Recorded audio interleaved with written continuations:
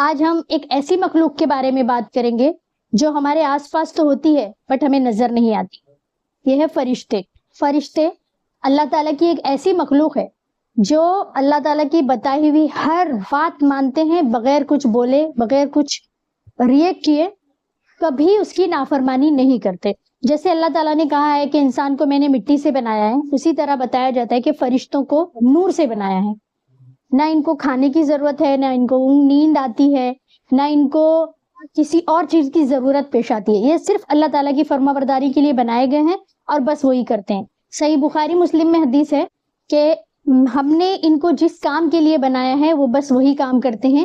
جیسے کہ آسمان میں کوئی ایسی جگہ نہیں جہاں کوئی فرشتہ سجدے میں اور رکوع میں موجود نہ ہو. یعنی کہ اللہ تعالیٰ نے ہم کو بار بار اللہ تعالیٰ کہتا ہے نا، مجھے تمہاری عبادتوں کی ضرورت نہیں ہے، میں تم کو آزما رہا ہوں صرف، ہے نا، کہ تم میری بات مانتے ہو کیا. کیوں؟ کیونکہ اللہ نے اپنی عبادت کے لیے بہت فرشتے بنائے ہوئے جو جب سے بنائے گئے سجدے میں تو سجدے میں ہے نا، رکوع میں ہے تو رکوع میں ہے، قیام میں ہے تو قیام میں ہے، قاعدے میں تو قاعدے میں. مطلب اللہ تعالیٰ کو ہماری عبادتوں کی ضرورت نہیں. اتنے فرشتے اس نے بنا رکھے ہیں کہ اس کی عبادت میں مشغول ہے نا، اس کے مانگنے میں، اس کے اس میں. تو ایسے بھی فرشتے ہیں. اور کام یعنی کہ ہر وہ کام جو دنیا میں ہو رہا ہے اس پر کوئی نہ کوئی فرشتہ مقرر ہے. سورہ نازیات میں اللہ تعالیٰ فرماتے ہیں فَالْمُدَبِّرَاتِ أَمْرًا، یعنی اللہ تعالیٰ کہہ رہے ہیں قسم ہے ان فرشتوں کی جو اللہ تعالیٰ کے حکم سے کام سنبھالتے ہیں. بارش کا ہر قطرہ، کھانے کا ہر دانہ جب تک اس شخص تک یا ان لوگوں تک نہیں پہنچ جاتا وہ مطلب سکون سے بیٹھتے نہیں. ہر کام پہ جو ہے فرشتے مقرر ہو. قسم ہے ان فرشتوں کی جو اللہ کے حکم سے کائنات کا نظام سنبھال رہے ہیں، ہے نا.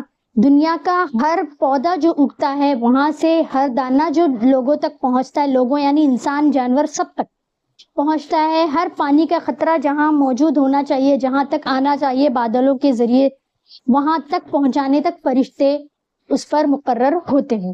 اتنے فرشتے اللہ نے بنا رکھے ہیں. پھر اللہ تعالیٰ کہیں فرماتا ہے کہ جہنم پر، سورہ تحریم کی آیت نمبر 6 میں ہے کہ ہم نے وہاں پہ سخت دل فرشتے بنا رکھے ہیں، کھڑے ہیں، جو ہماری بات مانتے ہیں، ہمارا کوئی حکم نہیں ٹالتے.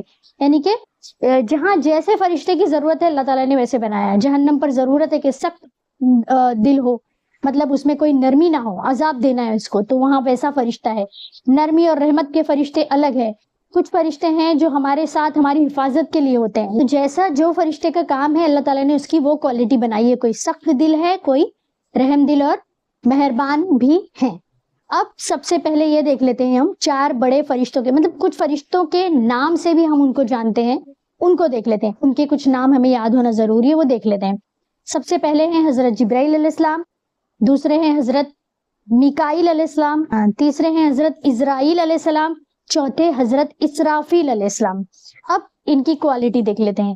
حضرت جبرائیل علیہ السلام، جن کے بارے میں، جن کو روح الامین بھی کہا گیا ہے، ان کا کام کیا ہے؟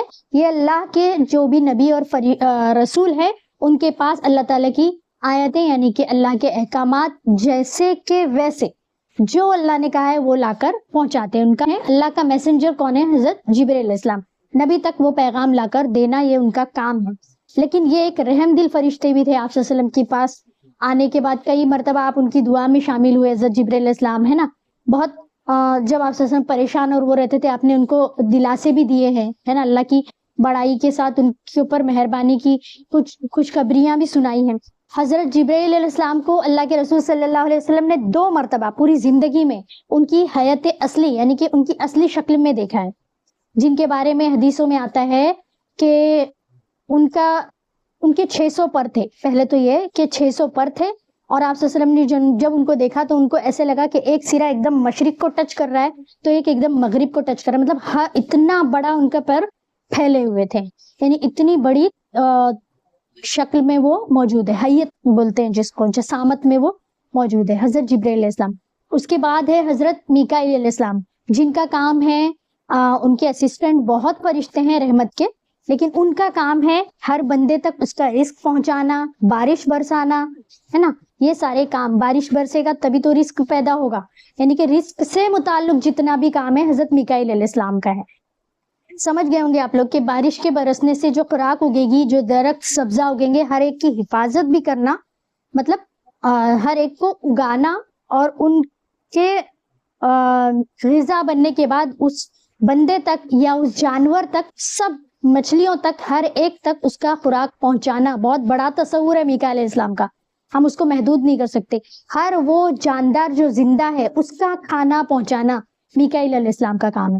اور ان کے ساتھ ان کے بہت سے فرشتے ہیں جو آگے بھی ابھی میں ذکر کروں گی تو اس میں آئیں گے وہ. اس کے بعد آتے ہیں حضرت اسرائیل علیہ السلام جو موت کا فرشتہ ہے. ان کے پاس سارے لوگوں کی جو دنیا میں پیدا ہوئے ہیں سب کے ناموں کی لسٹ، عمر اور وقت مقرر لکھا ہوا ہے. جیسے ہی وقت ہوتا ہے وہ ان کی روح قبض کرنے آتے ہیں. ان کو پرسنلی کسی سے دشمنی نہیں ہے، اللہ کا حکم ہے روح قبض کرنا، اور وہ آتے ہیں اور ان کی روح نکالتے ہیں. اس کے بعد ہے آخری والے حضرت اسرافیل علیہ السلام. اتنا خوفناک ان کا نام سن کے تصور آتا ہے نا کہ بس اللہ ہی رحم کرے. یہ ایک بہت بڑا سور، ایک جو ہوتا ہے سور ایک ایسی چیز ہے جس میں خالی جگہ ہوتی ہے، جس میں بولا جائے تو بہت زوردار آواز آتی ہے. تو چھوٹی چھوٹی بھی جب ملتی ہے اس میں بھی آواز کرتے ہیں جو ہندو لوگ وغیرہ یوز کرتے ہیں. سیپ ہوتی ہے اس ٹائپ کی چیز، تو اس میں کتنی زوردار آواز آتی ہے. تو سور تو خاص کر پوری دنیا کو ختم کرنے کے لیے بنایا گیا، تو کتنا بڑا ہوگا وہ. اور اسرائیل علیہ السلام اس کو منہ پر لگائے ہوئے اس طرح بیٹھے ہوئے اور اللہ تعالیٰ کی طرف دیکھ رہے ہیں کہ کب اللہ تعالیٰ حکم دے اور کب میں اس میں آواز کروں. زور سے آواز کرنے کے بعد جو دنیا ختم ہو جائے گی یہ پتا ہے اپنے کو. تو سور اس طرح پھونکا جائے گا. تو حضرت اسرائیل علیہ السلام کا کام یہ ہے سور پھونکنا. اور وہ ابھی سے یعنی کہ جب سے دنیا بنی ہے تب سے منتظر ہے کہ جب اللہ حکم دے گا اور میں اس میں آواز پھونکوں گا. اس کے بعد اور کچھ فرشتے ہیں جن کا ذکر ہم کو بہت عام ہے، جو ہے ہمارے ساتھ بیٹھے ہوئے یہاں 2 فرشتے کرامن کاتبین جو ہمارے اعمال لکھ رہے ہیں. رائٹ ہینڈ پر جو بیٹھا ہوا ہے وہ اپنے اچھے اعمال پورے دن کے لکھ رہا ہے. لیفٹ ہینڈ پہ جو بیٹھا ہوا ہے وہ ہمارے برے اعمال پورا دن لکھ رہا ہے. یہ تصور آنے کے بعد ہی ہم کو سمجھ میں آتا ہے کہ ہم جو کر رہے ہیں وہ یہیں بیٹھ کے لکھ رہے ہیں، چھپایا ہی نہیں جا سکتا. تو ہر چیز نظر آ رہی ہے، مطلب ہر چیز لکھی جا رہی ہے، محفوظ ہے.